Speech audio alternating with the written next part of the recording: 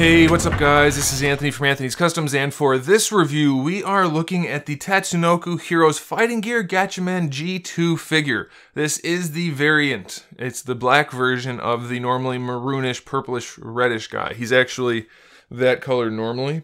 This is the black version of him. So if you don't like the black version, you can get the regular color one, or if you don't like the regular colored one, you can get the black version. You have options. As far as I know, I don't have the other one in hand, but as far as I know, they're the same figure other than paint.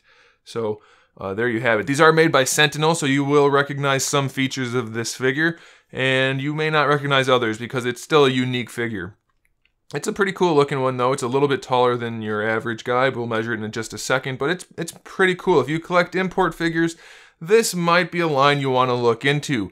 And if you do collect import figures, you might want to check out my import figure playlist. I've got all kinds of import figure reviews, so check that out. Let's get this guy off the stand though and take a closer look.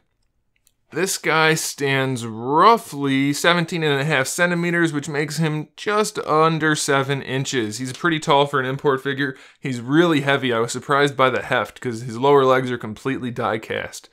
Well, at least mostly die cast. It's a really cool figure, nice and heavy.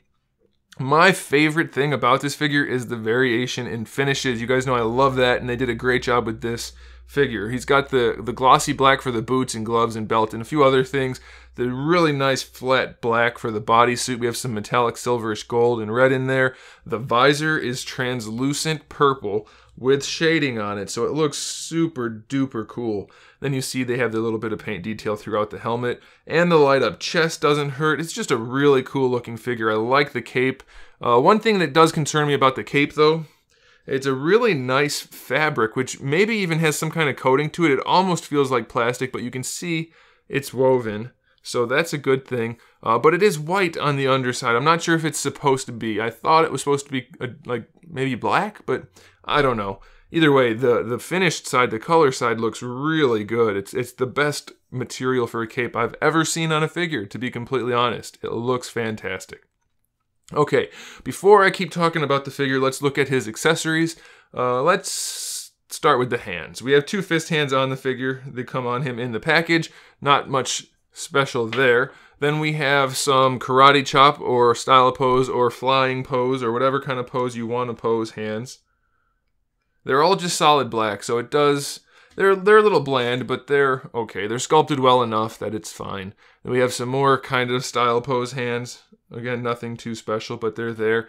Then we have one other hand which looks like this.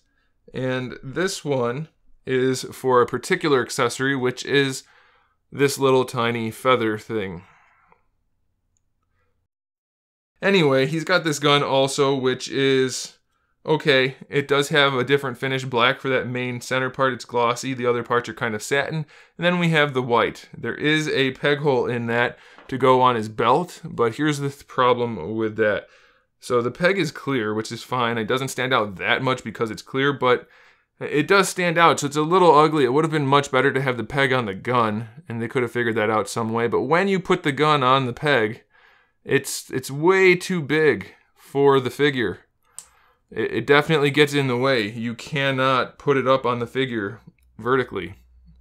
It bumps into the thigh, and then it'll hit the chest also. So it's going to be very difficult to pose this guy with that on there unless you're just going to have him in a straight standing pose. So it's a bit of a bummer. Definitely could have been worked out better, I think. And then the last accessory is the display stand. The exact same display stand, other than color, as the True Force Mega Man X. So it's a pretty nice display stand. You can move this all the way around in any way you want to. I mean, essentially it's just on one side because it's a square, but you get the idea. It does have stops in the joints there to make sure it doesn't drop your figure, or at least it'll help. And then same thing up here. It's a really nice design because it's got little stops in there to make sure it's not going to wobble. So that's pretty cool. Good display stand. All right, back to the figure. He does light up, so that's a cool thing. The chest lights up pretty nicely. The battery compartment is in the back. And then so is the switch. Sorry about the focus. I don't want to... This figure's not mine, so I don't want to mess the cape up too much, so I'm being extra cautious with it. But the switch is back there, and it still looks good without it lit up. It's nice and translucent and metallic looking, so that's pretty cool. As far as the paint job on the face, it's really good. They didn't have to spend that much effort on it because of the visor, but they did. It's nice, really nice looking. I love that. The head is on a ball peg. The neck is also on a ball peg, so you can move that around however you want to, and you'll be able to get it into a cool pose. These guys just look sweet anyway, no matter what. Their helmets are just so cool, and I really like it.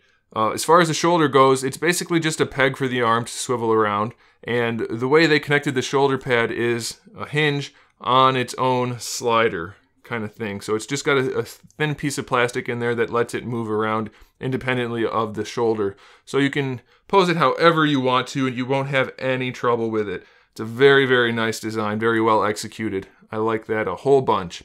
We have our bicep swivel, we have our double jointed elbow. Really nice design there again, very well executed. And then we have a ball hinge for the wrist. It's hard to see it, but it's in there, so you'll be able to move the wrist around. And then, of course, this piece is a separate piece that can hide that joint just a little bit. As far as the torso goes, we have, I think it's a single ball peg in there. It moves around pretty well, good range. And then a single ball peg for the lower torso also. Not the best range, but it'll definitely be enough. The belt is a floating piece. The hips are hinged ball pegs, so very similar to your SH Figure Arts. You can drop them down, bring the leg really far forward, so that's a good feature. And going out to the side, not so much. If you look inside the hip, hopefully you can see that there's a big ball peg and then the socket around it. And that ball peg itself doesn't have the range, so no matter how far you drop it down, you just can't bring the legs out to the side. Also a problem, when the legs are not dropped down, there's a really big gap in the groin area, so the hips are a little bit too wide. Kind of like the SH Figure Arts Iron Man Mark 42, 43. I don't know. Yeah, those are the same mold. So either way, it's too wide in the hips. It's not terrible, but it's something to note. Once you pose them, you won't notice it, but it is there. You do have your thigh swivel right here, so that's good. Double jointed knee works pretty well. No problems there. I like that design. And then I really like the ankles also.